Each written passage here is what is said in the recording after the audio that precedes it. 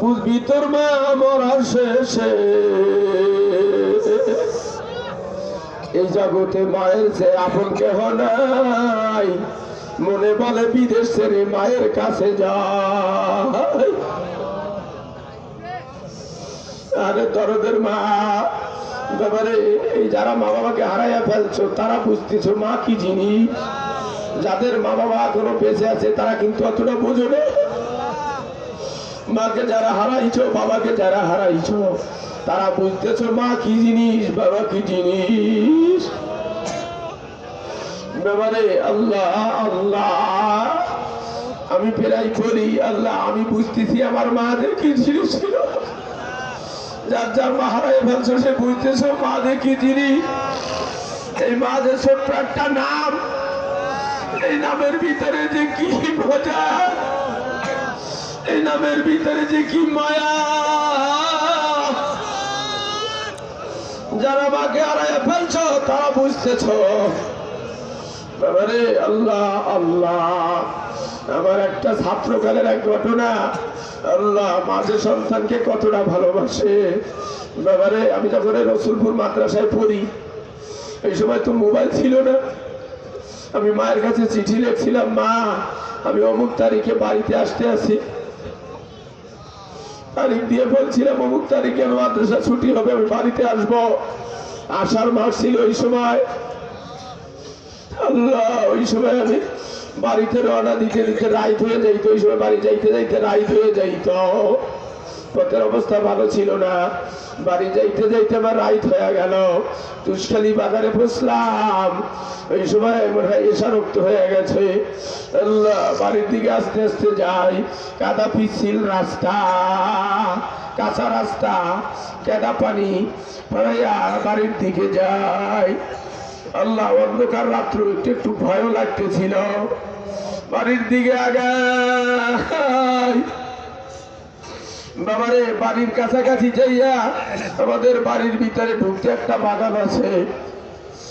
একটু দূরের থেকে তাকাইয়া দেখি ওই বাগানের ভিতরে একটা বাতি পিট পিট করে জ্বলতে আছে। এই বাতি দেখে আমার ভয় লাগতেছিল যে বাগানের ভিতরে কোনো জিন ভূত নাকি। ওই সময় তো ছোট আমি ছাত্র, কোনো জিন ভূত নাকি। কিন্তু কোনো উপায় নাই, যাওয়াই লাগবে। আস্তে আস্তে করে ভয়তে ভয়তে আগাইলাম। কাছাকাছি যাইয়া দেখি আমার দরদের মা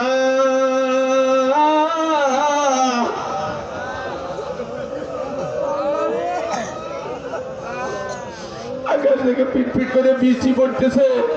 এই বৃষ্টির ভিতরে মা একটা ল্যাম্প ধরিয়ে দাঁড়িয়ে রয়েছে।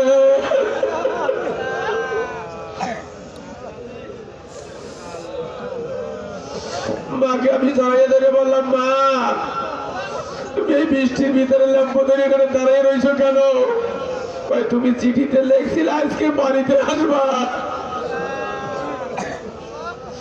এই জন্য সন্ধ্যার পর থেকে আমি কতবার যে বাগানে আসছি তোমার আগায় নেওয়ার জন্য, যে বাগানের ভিতরে একা ঢুকতে ভয় পাও কিনা।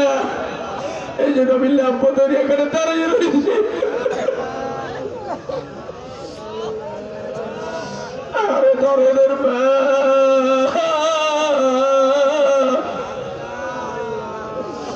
মার কথা এখনো পড়ে পড়ে। মার কত ডিম বেচা টাকা আমাকে দিয়েছে রসুলপুরে পড়ার জন্য, এই মাদ্রাসায় পড়ার জন্য। মার ডিম বেচা টাকা, হযরতজি মাকে ওষুধ খাওয়ার জন্য টাকা দিত। ওই টাকা গোপনে আবার আমারে দিয়ে দিত।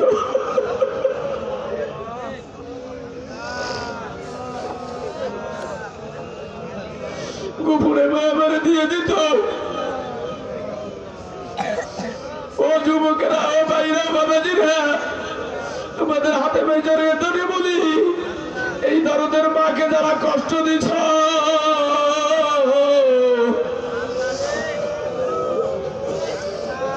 যাদের মা বাবা এখনো বেঁচে আছে, বাড়িতে চাইয়া তুই পৌঁছাইয়া দেবে দুধের দাবি ভিক্ষা চাইয়া লইয়া। আর যাদের মা বাবা বেঁচে আছে, আল্লাহ যাদের মা বাবার কবরে চলে গেছে তাদের জন্য আল্লাহ মোনাজাতের সময় একটু কান্নাকাটি করিয়া দোয়া করিও।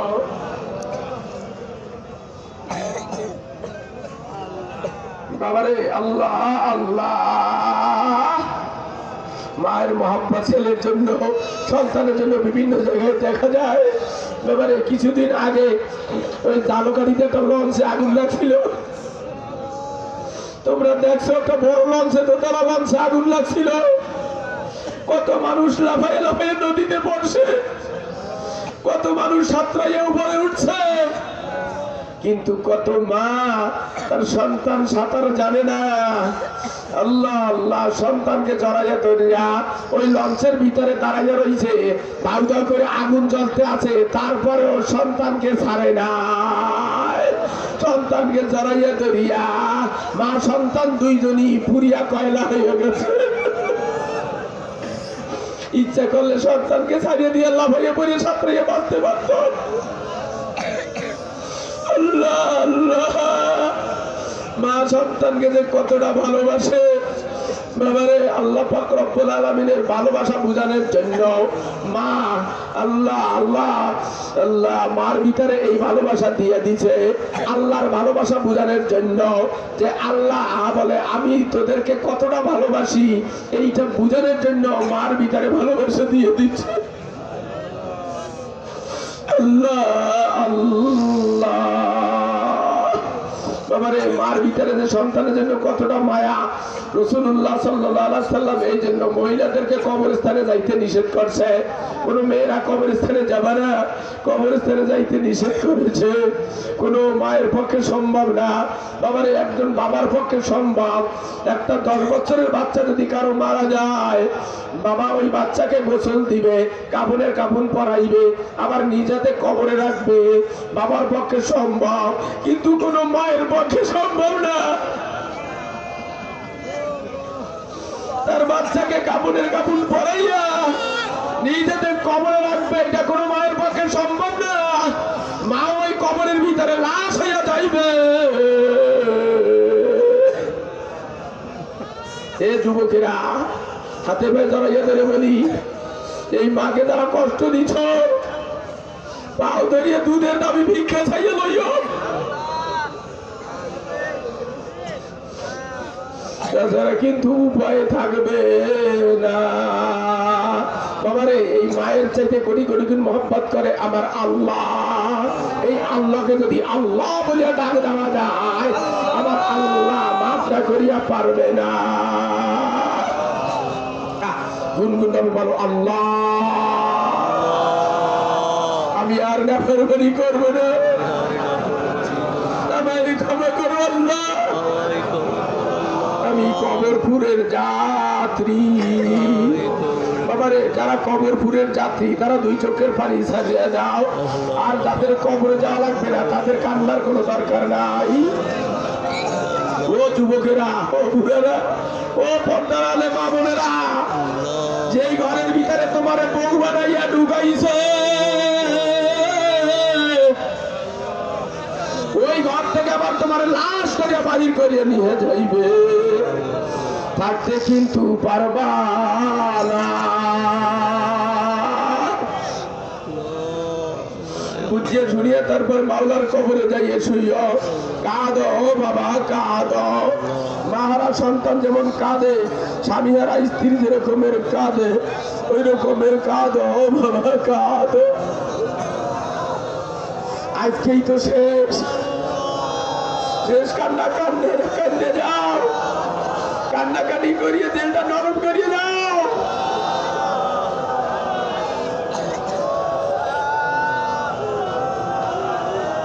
শেষবার কার মতো কান্দো বাবা কান্দো।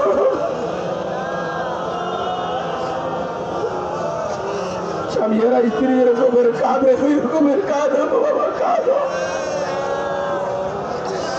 বাবারে বাড়ি ঘরে আগুন লাগলে আল্লাহ ঘুমের পানি ছাড়া নেবে না। বাবারে জাহান্নামের আগুনও কিন্তু চোখের পানি ছাড়া নেবে না।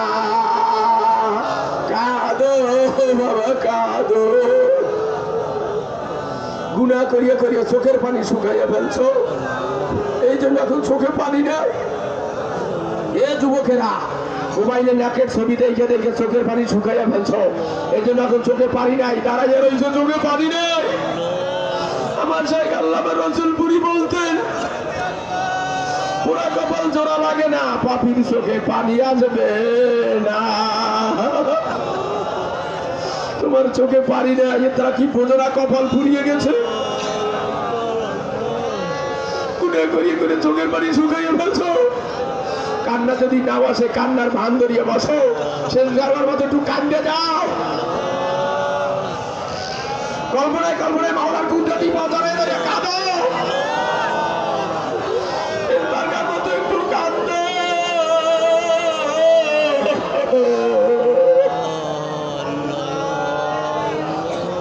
গুনাহ মাফ না করাইয়া যাইও না, গুনাহ মাফ না করাইয়া যাইও না। ধরো, ধরার মতো ধরো, ধরার মতো ধরতে পারলে দেখবি নূরের ঝলকানি। ধরার মতো ধরো বাবা।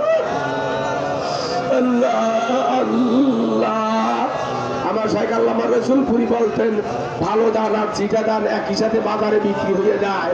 ওরে কান দুনিয়া মানুষ আর না কান দুনিয়া মানুষ একই সাথে মাওলার প্রেমের বাজারে বিক্রি হয়ে যায়। কান্না যদি নাও আসে, কান্নার ভান ধরিয়ে বসো। যারা কাঁদতেছে তাদের সাথে তুমিও বিক্রি হয়ে যাবে।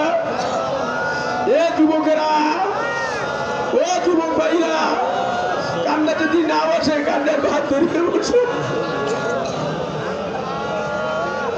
আল্লাহ আল্লাহ। আল্লাহর কাছে এখন কত প্রিয় হয়ে বলছিস, আল্লাহর কাছে কত প্রিয়, এখন কত ভালো লাগতেছে। আল্লাহ, তুমি রসুলপুরের পয়দার দিকে তাকাইয়ে দেখো, দেখো তোমার বান্দারা কি চায়।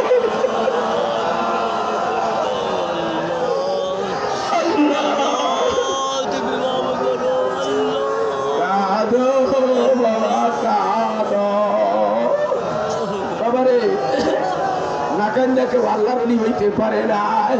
আল্লাহ ওয়ালাদের জিন্দেগি তালাশ করিয়ে দেখো, তারা কাঁদছে, মৃত্যুর আগ পর্যন্ত কাঁদছে, মরার আগ পর্যন্ত কাঁদছে। আল্লাহ আল্লাহ রসুলপুরীকে আমি কাঁদতে দেখেছি, তার কান্নার ইতিহাস আমার কাছে আছে, আমি কাঁদতে দেখেছি। আমি যখন ছোট ছিলাম, এই ছোটের ঘর ছিল, এই ছোটের ঘরের ভিতরে বেড়াইতে আসছিলাম, গভীর রাতে উঠে শুনি কান্নার আওয়াজ। আমি তখন ছোট ছিলাম, মার কাছে জিজ্ঞাসা করলাম, মা এত রাত্রে কান্দে কেটে হাউমাউ করিয়ে? মা বলতো, তোমার মিয়া ভাইজান কান্দে,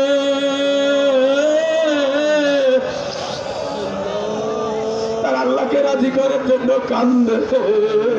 বাবারে, আল্লাহর ওলিরা কাঁদছে, সাহাবায়ে কেরাম কাঁদছে, নবী রাসূলরা কাঁদছে। তোমার আমার কি হলো? চোখে কেন পানি নাই? কেন তোমার আমার চোখে পানি নাই? এরা কি বোঝো না? কপাল পুড়িয়ে গেছে। কাঁদো বাবা, কাঁদো। বাবারে, যেই মসজিদ গুলায় গেলে চোখে পানি আসে, কান্নাকাটি করা যায়। আল্লাহ আল্লাহ। সেই মসজিদ গুলায় মাঝে মাঝে যাইয়া, 12 তলখা 12 সিঁড়ি হামে না তার মিয়া শাহ বরজাকুল্লাহ আবিয়া। বাবারে, একই নদীর ভিতরে 2 রকমের পানি থাকে। দেখবা, পদ্মার পানি একরকম, যমুনার পানি একরকম, একই সাথে চলাচল করে, কারো সাথে কারো মিল নাই। পদ্মার পানি হলো ঘোলা, যমুনার পানি পরিষ্কার, একসাথে যাইতে আছে, কারো সাথে কারো মিল নাই। বাবারে, আমার এই মজলিসের ভিতরে 2 রকমের মানুষ আছে। এক ধরনের মানুষ হলো আল্লাহ ভোলা, আর এক ধরনের মানুষ হলো আল্লাহ ভোলা। বাবারে, যারা আল্লাহওয়ালা, তাদের 2 চোখটা top top top top top করে পানি পড়তে আছে। কান্না না আসলেও কান্নার ভান ধরিয়া বৈশা রইছে। আর যারা আল্লাহ ভোলা, তারা কয়, হুজুর তাড়াতাড়ি শেষ করে না কেন? মার্কেটে যাব, ঘুরতে যাব, বাড়ি যাব। বাবারে, আসলে যে তোমার বাড়ি কোথায় তুমি নিজেও জানো না। মাটির তলে বাড়ি তোমার, মাটির তলে ঘর।